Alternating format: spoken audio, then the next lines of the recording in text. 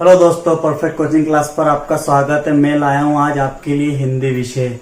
हिंदी विषय ऐसा विषय बन चुका है जो आजकल कंपटीशन एग्जाम में कॉमन हो गया।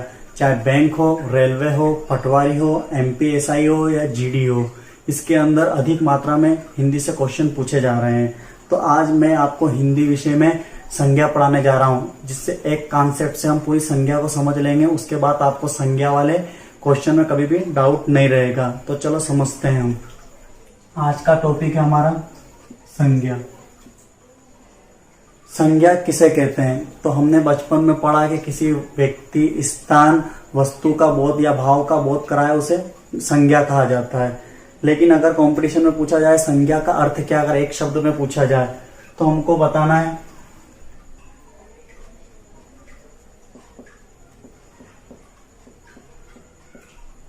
संज्ञा का अर्थ होता है नाम। संज्ञा का अर्थ होता है नाम। इस ब्रह्मांड पर जो भी चीज उपस्थित है उसका नाम है। बेनाम की चीज कोई नहीं है। अगर मैं आपको देखूं तो व्यक्ति में भी नाम होते हैं, स्थान में भी नाम होता है, और अगर देखूं वस्तु में भी नाम होते हैं, और अगर देखा जाए भाव में भी नाम होते हैं। इसलिए संज्ञा में बोलते हैं किसी व्यक्ति, स्थान, वस्तु, भाव के नाम को संज्ञा कहा जाता है। व्यक्ति में आप ले सकते हो, किसी का भी नाम ले सकते हो कि भैया राम ले सकते हो, श्याम ले सकते हो, सीता ले सकते हो, गीता ले सकते हो, कुत्ता ले सकते हो, बिल्ली ले सकते हो। किसी भी प्रकार का नाम आपका क्या कह रहा है व्यक्ति के अंदर, तो व्यक्ति होगा। स्थान के अंदर अगर आप देखते हो तो स्थान के अंदर आप भोपाल ले लीजिए, एक स्थान है। दिल्ली ले लीजिए, एक स्थान है। भारत ले लीजिए, एक स्थान है। और भी अन्य जितने भी देश है, हमारे मंदिर, मस्जिद, ये सारे क्या है, एक स्थान है। तो आदि लगा दीजिए तो उसमें सब आ जाएगा। उसके बाद वस्तु के अंदर अगर हम बात करते हैं तो वस्तु के अंदर अगर हम देखें तो टेबल एक नाम है, संज्ञा है। कुर्सी एक संज्ञा हो गई आपका, ये भी एक नाम हो गई है। पंखा एक संज्ञा हो गई है, ठीक है ना।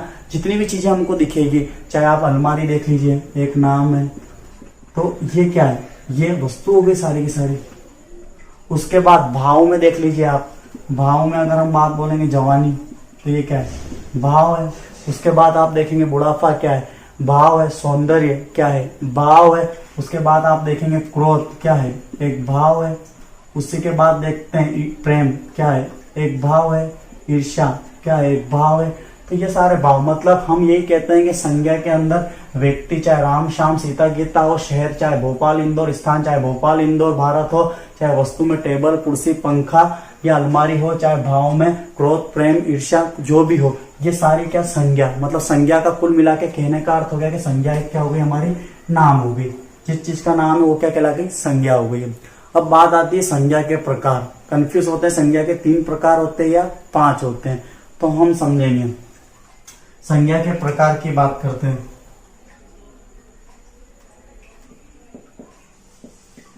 तो संज्ञा के प्रकार 2 कंडीशन पे होते हैं। एक तो व्युत्पत्ति के आधार पर होते हैं। अगर व्युत्पत्ति के आधार पर पूछा जाए तो संज्ञा, व्युत्पत्ति के आधार पर पूछा जाए तो संज्ञा 3 प्रकार की होती है,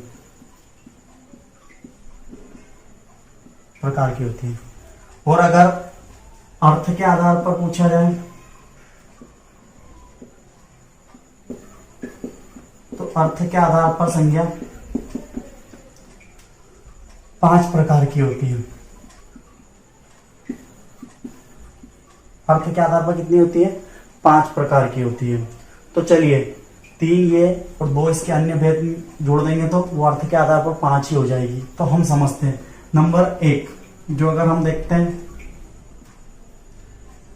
तो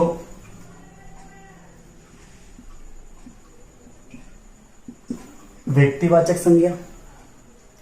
नंबर 2 देखते हैं हम तो जातिवाचक संज्ञा, और नंबर 3 अगर हम देखते हैं जातिवाचक संज्ञा, नंबर 3 देखते हैं भाववाचक संज्ञा। अब ये तीन तो व्युत्पत्ति में भी समान है और अर्थ में भी क्या आ जाएगी, समान आ जाएगी। अब दो जो अर्थ के आधार पर अन्य भेद में बढ़ती है वो दो कौन सी है, तो उसको समझते हैं। नंबर 4 समूहवाचक संज्ञा,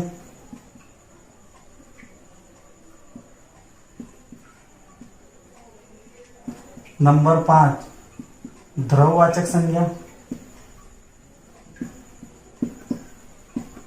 तो ये अर्थ के आधार पर 5 हो गई, मतलब मूल 3 हो गई और कुल कितनी हो गई संख्या का प्रकार, तो कुल 5 हो गए। परीक्षा में पूछा जाएगा व्युत्पत्ति के आधार पर 3 प्रकार की, अर्थ के आधार पर 5 प्रकार की संज्ञा होती है। अब एक एक कौन समझता है कि व्यक्तिवाचक किसको कहते हैं, जातिवाचक किसको कहते हैं, भाववाचक किसको कहते हैं, समूहवाचक किसको कहते हैं, या ध्रुववाचक किसको कहते हैं, तो हम एक एक को समझते हैं। तो सबसे पहले मैं व्यक्तिवाचक संज्ञा और जातिवाचक संज्ञा को लेता हूं। सबसे पहले मैं व्यक्तिवाचक संज्ञा और जातिवाचक को लेता हूं। व्यक्तिवाचक संज्ञा की डेफिनेशन परीक्षा में पूछते नहीं, लेकिन अगर व्यक्तिवाचक में वही वाली बात आ जाएगी कि व्यक्ति स्थान वस्तु के भाव का बोध कराएगी तो व्यक्तिवाचक संज्ञा। जातिवाचक संज्ञा के अंदर देखेंगे तो व्यक्ति और वस्तु की जाति का बोध कराएगी तो क्या हो जाएगी, जातिवाचक संज्ञा हो जाएगी। हम इसके अंदर देख सकते हैं, इसमें क्या होता है, संपूर्ण जाति का बोध होता है। क्या होता है, तो इसमें संपूर्ण जाति का बोध हो जाता है, तो जातिवाचक संज्ञा हो गई है। दोनों को मैं उदाहरण देके आपको समझा देता हूं। देखिए, जैसे अगर मैं देखूं कि जातिवाचक संज्ञा के अंदर देखूं कि लड़के, तो लड़के पूरी जाति का बोध कराते हैं। एक स्पेशल आदमी का नाम नहीं, लड़के लड़के पूरी जाति का बोध करा रहे। लेकिन स्पेशल में लड़के के अंदर ही नाम ले लूं कि श्याम, तो श्याम एक नाम हो गया, तो ये क्या हो गई, व्यक्तिवाचक हो गई। ये जातिवाचक ऑप्शन में भी ऐसे ही आएगा कि लड़के दिया रहेगा, श्याम दिया रहेगा, इससे हमको पहचानना है। उसी प्रकार मैं बोलूं कि शहर, तो शहर क्या पूरा समूह, तो ये जाति का बोध करा रहा, तो जातिवाचक हो गई। लेकिन शहर में स्पेशल बोल दूं मैं भोपाल, तो ये व्यक्तिवाचक हो गई। उसी प्रकार अगर मैं बोलूं नदी, तो पूरी जाति का बोध करा रही, तो जातिवाचक संज्ञा हो गई। लेकिन नदी में बोलूं स्पेशल गंगा, तो आपका व्यक्तिवाचक संज्ञा हो गई। उसी प्रकार अगर मैं देखूं नदी के बाद में देखूं पर्वत, तो पर्वत क्या हो गई, जातिवाचक हो गई। लेकिन पर्वत में स्पेशल में देखूं तो हिमालय, तो क्या हो गई, व्यक्तिवाचक हो गई। उसी प्रकार देश, तो जातिवाचक हो गई। देश में स्पेशल देखूं तो भारत, तो व्यक्तिवाचक हो गई। कहने का मतलब जाति में पुस्तक तो पूरी जातिवाचक, लेकिन स्पेशल रामायण तो ये आपकी व्यक्तिवाचक हो गई। इसमें देखते हैं जातिवाचक की अगर पहचान देखते हैं तो ये होते हैं जातिवाचक के अंदर अनेक, जातिवाचक में क्या होता है, अनेक। लेकिन संज्ञावाचक में क्या होता है, एक। ये इसकी पहचान होगी कि एक चीज है, एक शाम, एक भोपाल, एक गंगा, एक हिमालय, एक भारत। इसमें अनेक है, लड़के अनेक, शहर अनेक, है ना, नदी अनेक, पर्वत अनेक। मतलब ये चीज का क्या हो गया, ये पूरा जाति का बोध करा दिया। इसमें अनेक है, इसमें सिंगल है। इनका अस्तित्व है, इनका कोई अस्तित्व नहीं है। नदी को नदी कहेंगे, पर्वत को पर्वत कहेंगे। नदी को किसी और नाम से नहीं बोला जा सकता, पर्वत को किसी और नाम से नहीं बोल सकते, देश को किसी और नाम से नहीं बोल सकते, लेकिन इनका अस्तित्व चेंज हो सकता है। ठीक है ना, शहर को हमको शहर ही बोलना पड़ेगा, लेकिन भोपाल का नाम चेंज किया जा सकता है, तो इनका अस्तित्व नहीं होता, मगर इनका क्या होता है, अस्तित्व होता है। उसके बाद देखते हैं हम, तो तीसरी हमने इसी में देख लेते हैं। तीसरी हमने पढ़ी थी, तो तीसरी हमने क्या पढ़ी थी, तो तीसरी हमने पढ़ी थी भाववाचक संज्ञा।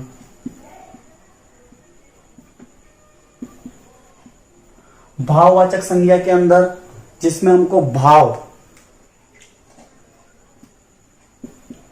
गुण, दोष, भाव गुण दोष का बोध होगा, वो भाववाचक संज्ञा होगी। क्या एक लाइन में अगर आपको कहना है तो आप ऐसा कह सकते हैं कि जिसमें महसूस हो जाए, जिसको महसूस कर सके, वो सारी भाववाचक संज्ञा हो जाएगी। जैसे मैंने आपसे बोला था कि भैया क्रोध, मैंने आपसे बोला था क्रोध, क्रोध को क्या कर सकते हैं अपन, महसूस कर सकते हैं, तो क्रोध हो गए। प्रेम महसूस किया जा सकता है। उसी प्रकार देखे ईर्ष्या महसूस हो सकती है। उसी प्रकार देखते जवानी महसूस होती है। तो ये क्या हो रहा है, ये महसूस किया जा रहा है अंदर ही अंदर। उसके बाद देखे कड़वा या फिर हम मिठास, तो ये महसूस किया जा रहा है। सौंदर्य ये महसूस किया जाता है,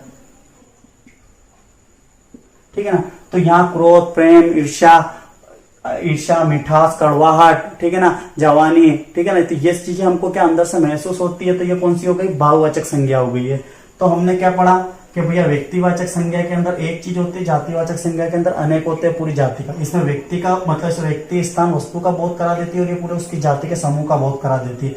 लड़के को देखा तो हमने क्या हुआ, तो जातिवाचक हो गई, लेकिन स्पेशल शाम बोला तो व्यक्तिवाचक हो गई। शहर देखा तो जातिवाचक हो गई, वही नाम देखा तो भोपाल व्यक्तिवाचक हो गई। उसी प्रकार हमने भाववाचक संज्ञा देखी। भाववाचक में उसके गुण, उसकी संज्ञा, गुण, दोष, भाव, ये क्या करा रहे हैं, उसका बोध करा रहे हैं, तो भाववाचक संज्ञा हो गई। मतलब कुल मिलाकर महसूस जिसमें हो रहा है तो भाववाचक संज्ञा हो गई है। जैसे क्रोध, प्रेम, ईर्ष्या, जवानी, मिठास, ये क्या हो रहा है, अंदर से महसूस किया जा रहा, तो ये कौन सी संज्ञा हो गई, तो भाववाचक संज्ञा हो गई है। अब बात आती है जातिवाचक संज्ञा के अंदर ही बोल दें या फिर हम इसको दो अलग भेद और बोल सकते हैं, ठीक है ना। जातिवाचक संज्ञा के अंदर ही बोल दें या इसके दो अलग भेद बोल सकते हैं कि दो और होती है हमारी, जो भी हमने पढ़ा था जो भैया। एक जो होती है हमारी, जिसको हमने क्या बोला था, समूहवाचक संज्ञा, और पांचवी हमने पढ़ी थी द्रव्यवाचक संज्ञा, ठीक है। समूहवाचक जिसमें समूह का बोध होगा वो समूहवाचक संज्ञा कहलाएगी। जैसे समूह का बोध अगर हम देखते हैं तो मैं आपको बोलूं कि सेना एक समूह का बोध करा रही है, भीड़ एक समूह का बोध करा रही है, कक्षा एक समूह का बोध करा रही है। से आपको देखोगे तो भीड़, कक्षा, उसके बाद देख सकते हैं समिति एक समूह का बोध करा रही है, सभा एक समूह का बोध करा रही है। तो जहां समूह का बोध कराएगा वो समूहवाचक संज्ञा हो जाएगी। देखो सेना भी समूह में आती है, भीड़ भी समूह में, कक्षा भी समूह में लगती है, समिति भी समूह में लगती है, सभा भी समूह में लगती है, तो ये समूहवाचक संज्ञा हो गई। इसके बाद भी आदि बहुत सारी चीजें रहती है जो आपकी समूह का जिसमें बोध होगा वो समूहवाचक संज्ञा हो जाएगी। द्रव्यवाचक चीजें रहती है जो आपकी समूह का जिसमें बोध होगा वो समूहवाचक संज्ञा हो जाएगी। द्रव्यवाचक संज्ञा के अंदर जिसमें द्रव का बोध हो, चाहे वो तीनों अवस्था, ठोस, द्रव, गैस, तीनों अवस्था में कोई भी होगा वो द्रव्यवाचक संज्ञा हो जाएगी। इसमें द्रव का बोध होगा। द्रव से अगर हमारा तात्पर्य देखें तो जैसे लोहा, ये ठोस में हो जाता है, लोहा, सोना, चांदी, उसके बाद एल्यूमिनियम, बहुत सारे हो सकते हैं। उसी प्रकार अगर द्रव में देखूं मैं तो द्रव में आपके हो सकते हैं तेल, पानी, दूध, पेट्रोल, तो ये द्रववाचक संज्ञा में हो जाएगी।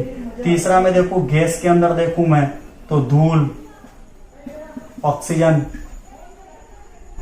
तो ये कौन सी हो जाती है आपकी द्रववाचक संज्ञा हो जाती है। तो हमने पढ़ा भैया कि ये अन्य भेद में आती है। समूहवाचक संज्ञा में सेना, भीड़, कक्षा, समिति, सभा आदि हो जाते हैं। उसी प्रकार द्रववाचक संज्ञा के अंदर ठोस, द्रव, गैस, तीनों में ठोस में से सोना, चांदी, ये द्रववाचक संज्ञा के अंदर ही आते हैं। लोहा, सोना, चांदी, एल्यूमिनियम द्रववाचक में हो गई। द्रव में और देखें तो तेल, पानी, दूध हो गया। उसी प्रकार धूल, ऑक्सीजन ये आपके गैस में हो गई। तो ये आएगी द्रववाचक संज्ञा के अंदर ही आएगी। अब बात आती है कि सर कभी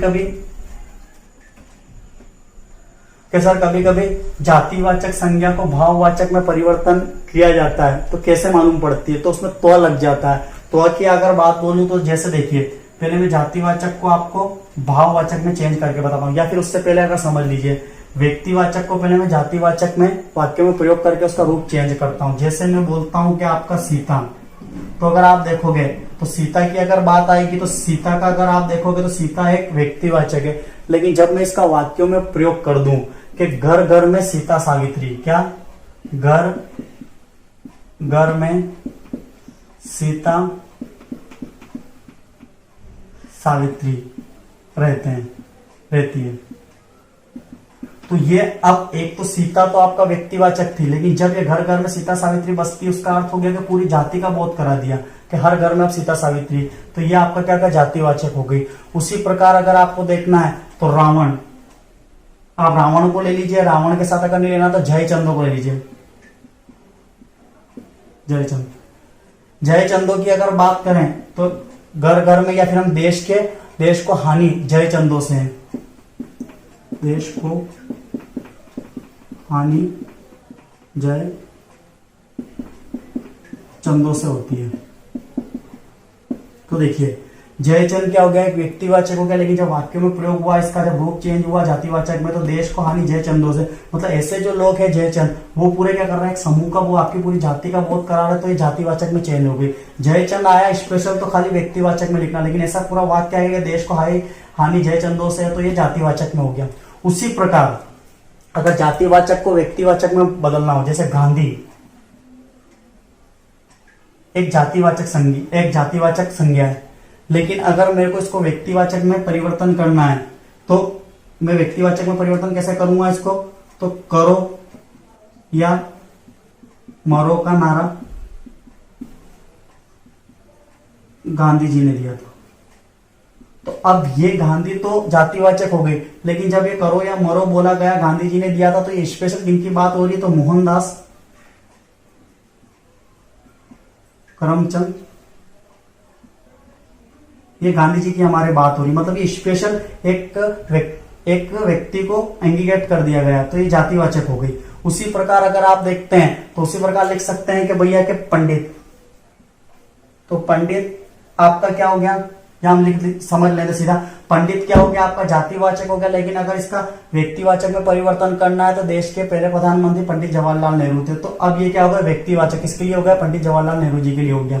उसी प्रकार जातिवाचक को अगर मेरे को भाववाचक में परिवर्तन करना है, या जातिवाचक को अगर भाववाचक में परिवर्तन करना, मतलब उसका भाव देखना है। जैसे मैं अगर आपसे बोलूं कि नारी, जैसे मैं आपसे बोलूं कि नारी, तो देखिए नारी क्या है, तो जातिवाचक हो गई, लेकिन अगर इसमें त्व लगा दूं मैं, तो नारीत्व, ये क्या हो गया आपका भाववाचक हो गया। उसी प्रकार राम, तो आपका उसी प्रकार देखते हैं, नारी के बाद आपका पुरुष, ये तो राम तो व्यक्तिवाचक में हो जाते हैं, पुरुष, तो पुरुष क्या पूरी जाति का बोध करा रहे, लेकिन इसको भाववाचक में परिवर्तन करूं तो पुरुष तो। उसी प्रकार देखो गुरु, लेकिन जब इसको भाववाचक में चेंज करूंगा तो गुरुत्व हो जाएगा। तो ये हम व्यक्तिवाचक को जातिवाचक में परिवर्तन कर सकते हैं, और जातिवाचक को हम भाववाचक में भी परिवर्तन कर सकते हैं। अगर वीडियो आपको अच्छा लगा है तो लाइक करें, सब्सक्राइब करें और कमेंट्स करें।